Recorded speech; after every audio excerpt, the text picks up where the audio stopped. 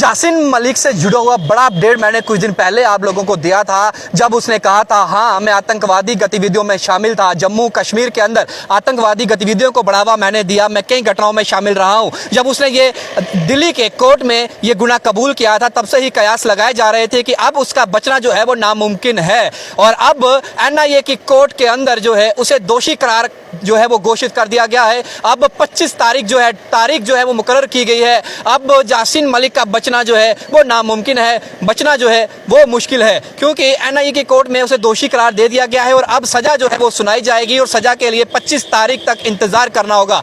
NIA की court जासिन Malik को क्या सजा सुनाएगी, उसे क्या एक बार फिर से जो है वो फांसी की सजा जो है वो दी जाएगी या फिर उसे जो है उम्र कैद की सजा दी जाती है, इसके लिए इंतजार करना पड़ेगा। 25 तारीख जो है ये तारीख जो है कोर्ट ने तय की है कि जब जासिन मलिक के ऊपर जो है वो कौन सी धाराएं लगाई जाएंगी और किस धाराओं के तहत जो है उसे दोषी करार किया गया और उसके लिए क्या सजा जो है वो बनती है। फिलहाल कश्मीर के अलगाववादी नेता जासिन मलिक की बात करूं तो उसे टेरर फंडिंग मामले में जो है वो दोषी पाया गया है। अब मलिक को इस मामले में कितनी सजा मिलेगी, इस पर फैसला जो है वो 25 तारीख को आना है। जासिन मलिक की बात करूं तो वो टेरर फंडिंग केस में ऑलरेडी उसने खुद को कबूला था कि वो टेरर फंडिंग केस में जो था वो शामिल था। जम्मू कश्मीर के अंदर आतंकवादी गतिविधियां जितनी भी रही उसमें वो खुद शामिल रहा है। और साफ तौर पर अब NIA कोर्ट ने जासिन मलिक को दोषी पाया है और इस मामले में कितनी सजा मिलेगी इसका फैसला जो है वो 25 मई जो रहेगी तारीख उस पर जो है वो दिया जाएगा। साथ में उसने खुद ये कहा था कि कश्मीर में आतंकवादी गतिविधियां जो थी उसमें मैं शामिल रहा था, उसकी मिलीभगत थी। और इसी महीने खबर आई थी कि जासिन मलिक ने मान लिया है कि वो आतंकवादी गतिविधियों में शामिल है, उसने आपराधिक साजिशें भी रची थी और इस पर लगी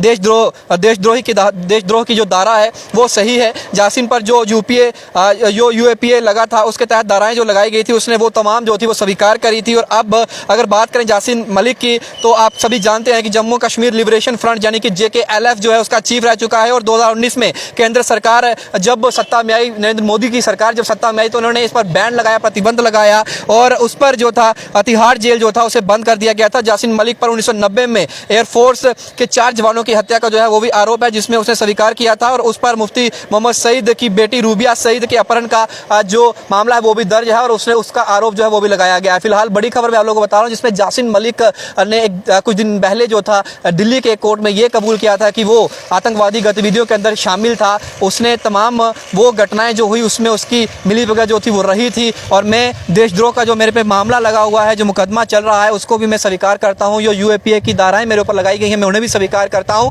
उसने खुद ही कबूल कर लिया था और अब NIA की कोर्ट के अंदर भी जासिन मलिक जो है उसे जो है दोषी करार कर दिया गया है। अब सजा सुनाई जाएगी, ऑलरेडी वो तिहाड़ जेल के अंदर बंद है। अब क्या सजा जो है उसे दी जाएगी, क्या उम्र कैद या फांसी जो है वो कौन सी सजा उसको दी जाती है, इसका इंतजार हमें करना पड़ेगा। लेकिन आप लोगों को क्या लगता है, जम्मू कश्मीर की सुख शांति को छीनने वाला जासिन मलिक जो है वो तिहाड़ जेल में ऑलरेडी बंद है। अब जब उसने अपने गुनाहों को कबूल कर लिया है कि हाँ मैं आतंकवादी गतिविधियों में शामिल था, जम्मू कश्मीर के अंदर मैंने आतंकवादी गतिविधियों को जो था वो बढ़ावा दिया था, उसके बाद अब जब उसे सजा सुनाई जानी है तो उस सजा में आपको क्या लगता है कि कोर्ट उसे क्या सजा सुनाएगा या उसे क्या सजा दी जानी चाहिए? आप लोगों की क्या राय है, आप लोग अपनी राय कमेंट बॉक्स में रखिएगा। बाकी तमाम अपडेट्स के लिए बन रहे बाहू एक्सप्रेस पर इधर डोगरा के साथ शुभ लगे बाहू एक्सप्रेस के लिए। जय हिंद।